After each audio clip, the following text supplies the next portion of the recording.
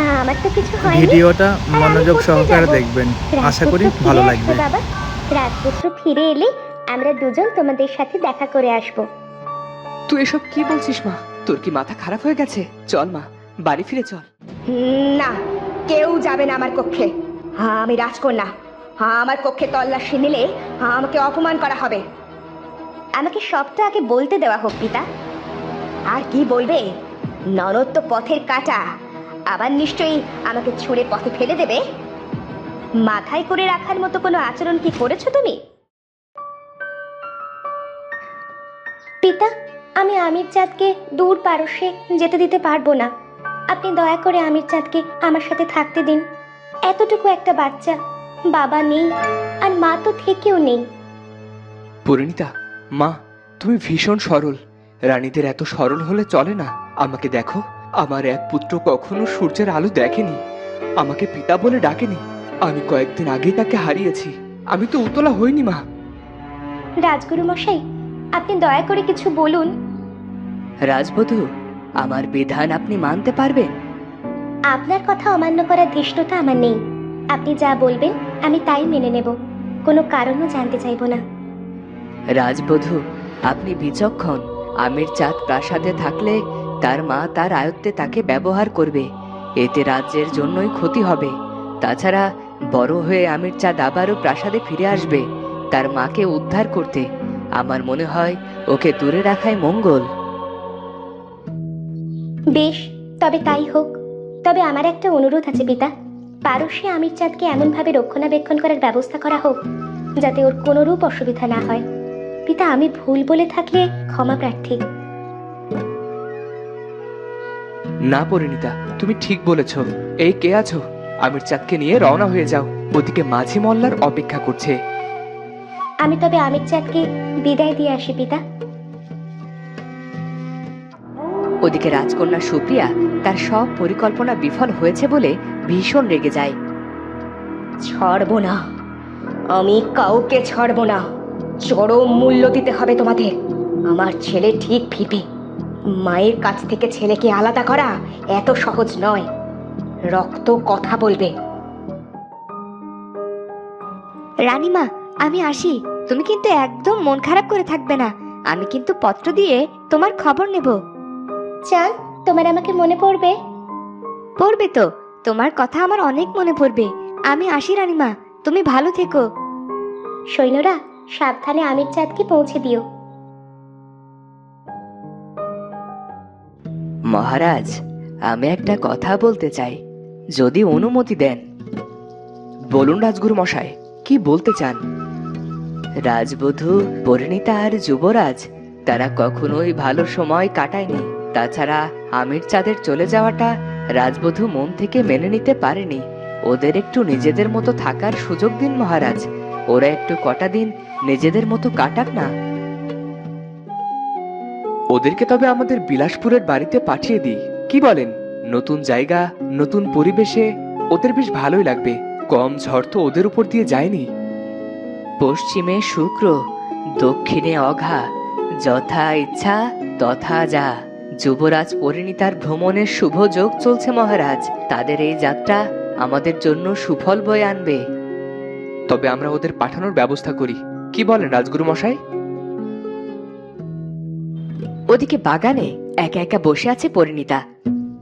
আমার মনেও কি কোথাও সন্তানের জন্য মায়া, মা হওয়ার তীব্র বাসনা লুকিয়ে আছে?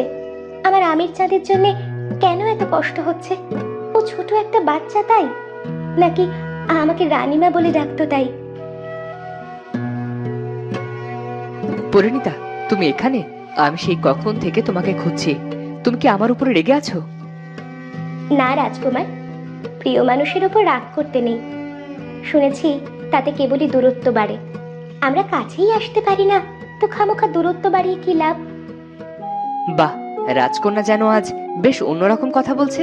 কি ব্যাপার? তার আগে বলো তো, সকাল থেকে তুমি কোথায় ছিলে? তুমি তো প্রাসাদে ছিলে না। আমি আজ রাজ্য ভ্রমণে গিয়েছিলাম, দেখে এলাম আমাদের প্রজারা সব মঙ্গলেই আছে। তবে তবে কি রাজপুত্র? তবে মেয়েদের তারা এখনো তেমন স্বাধীনতা দিতে পারেনি। আজকে দেখলাম জানো, একটা মেয়ে তার মায়ের হাতে হাতে সব কাজ করে দিয়ে তারপর পাঠশালাতে গেল। তবে অবাক হলাম, মেয়েটা পণ্ডিত মশাইয়ের মুখে মুখে প্রশ্নের উত্তর দিতে পারছে। এর থেকে এটাই বোঝা যায় মেয়েরা রাঁধে আর চুলও বাঁধে। সাথে তোমার রাজ্যের ভবিষ্যৎ ভীষণ ভালো হবে, তুমি মিলিয়ে নিও।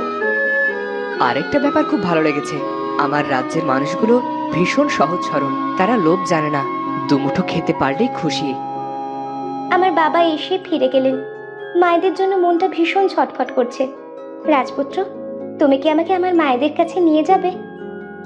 আমরা তো যেতেই পারি, তবে 7 মায়ের সেবা করাটাও তো আমাদের কর্তব্য। আমরা কেন তাদের এখানে ডেকে আপ্যায়ন করতে পারি না পরিণীতা? অনেক বাধা পেরিয়ে আমরা এক হয়েছি, তাই না রাজপুত্র? আজ যেন সবকিছুর মধ্যেও একটা তৃপ্তি খুঁজে পাচ্ছি। ঠিক বলেছ, আজ যেন নতুন সূর্য উঠেছে। আর কি চাই? এবার মন দিয়ে সংসার আর রাজ্যপাট সামলাতে হবে। তারপর আমাদের সন্তান আসবে, ওরা বড় হবে, আর ওরা এই রাজ্য সামলাবে। চলো অন্দরমহলে চলো। কি সুন্দর হাওয়া দিচ্ছে, এখানে একটু থাকি না? আমার অনেক কাজ আছে, তুমি থাকো। আমার চেয়ে দেখছি রাজবধূর কাজই বড় হলো। যাও তবে, আমি যাব না।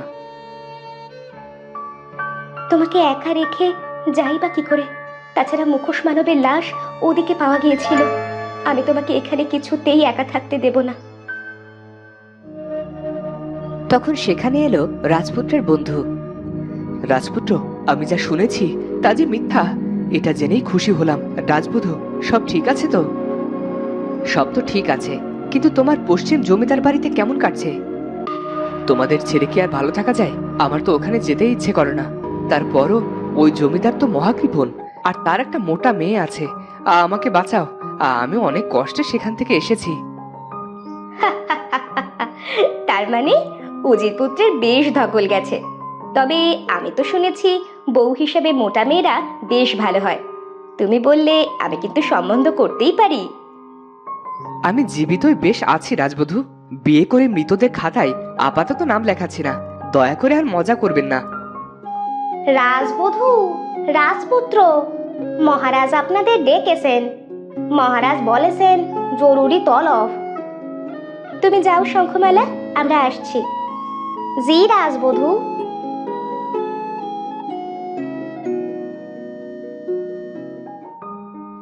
তখন সবাই মিলে গেল মহারাজের কাছে।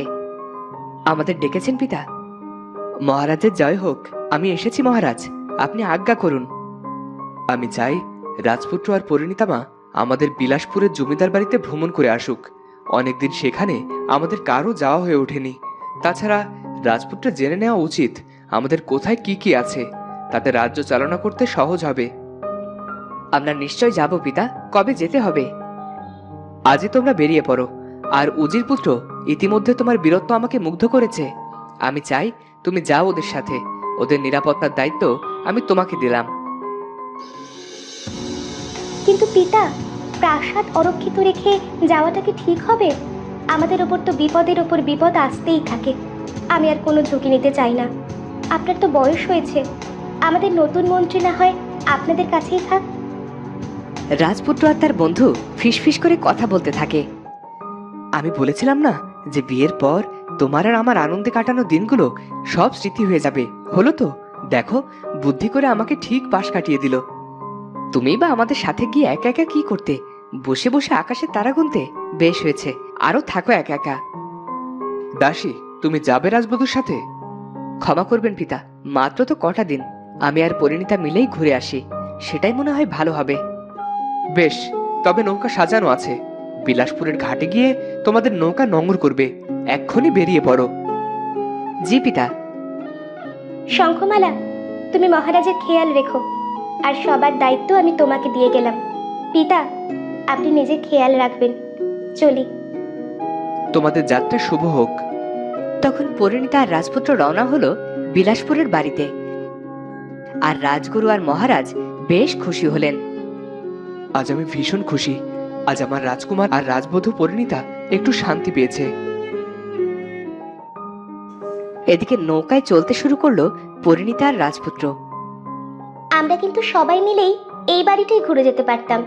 পিতা যে কেন আমাদের দুজনকেই আসতে বলল? আমার বন্ধু আর তোমার দাসীকে কেন সাথে নিলে না? তুমিও যেমন, ওরা এলে পিতাকে কে দেখে রাখতো?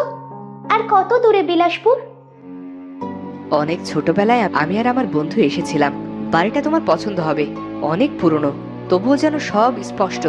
শুনেছি ও বাড়িতে সারা বঙ্গের গুপ্তধন আছে, তবে কেউ তা উদ্ধার করতে পারেনি।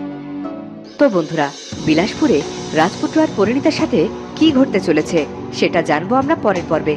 আর আজকের ভিডিওটি ভালো লাগলে অবশ্যই চ্যানেলটি সাবস্ক্রাইব করে বেল আইকনটি বাজিয়ে দিও। দেখা হচ্ছে পরের ভিডিওতে। ধন্যবাদ।